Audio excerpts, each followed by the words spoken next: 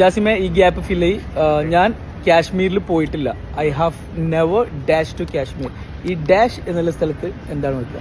I have never gone. ഉറപ്പാണോ? ഉറപ്പല്ലേ? ഇനി മാറ്റരുത്. വാവ്, അടിപൊളി. പക്ഷെ തെറ്റാണ്.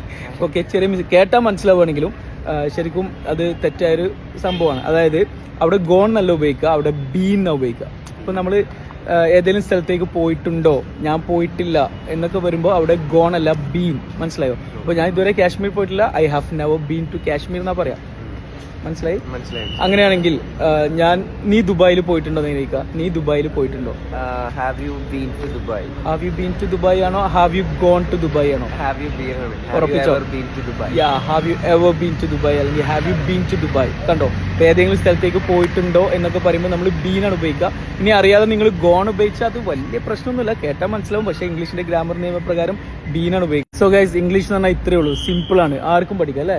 വളരെ സിമ്പിൾ ആയിട്ട് ഫണ്ണായിട്ട് ആർക്കും പഠിക്കാം. ഞങ്ങൾ പഠിപ്പിക്കാം. നിങ്ങൾക്ക് പഠിക്കാൻ ആഗ്രഹം ഉണ്ടെങ്കിൽ, നിങ്ങൾക്ക് ഒരു ദിവസം ഒരു അരമണിക്കൂർ സമയം ഉണ്ടെങ്കിൽ, ഏതെങ്കിലും ഒരു സമയം ഓൺലൈനായിട്ട് ഞങ്ങൾ നിങ്ങളെ സ്പോക്കൺ ഇംഗ്ലീഷ് പഠിപ്പിക്കാം. 2 മാസത്തെ കോഴ്സാണ്. വളരെ ചെറിയ ഫീൽ, ലോകത്തിന്റെ എവിടെ ഇരുന്നും ഫണ്ണായിട്ട് പേഴ്സണൽ ട്രെയിനേഴ്സിന്റെ സഹായത്തോടു കൂടി സംസാരിച്ച് പ്രാക്ടീസ് ചെയ്ത് നിങ്ങൾക്ക് ഇംഗ്ലീഷ് പഠിക്കാം. മുകളിൽ ബയോയിൽ വാട്സപ്പ് ലിങ്ക് ഉണ്ട്, ക്ലിക്ക് ചെയ്യാം. പുതിയ ബാച്ച് ഉടനെ സ്റ്റാർട്ട് ചെയ്യുന്നുണ്ട്.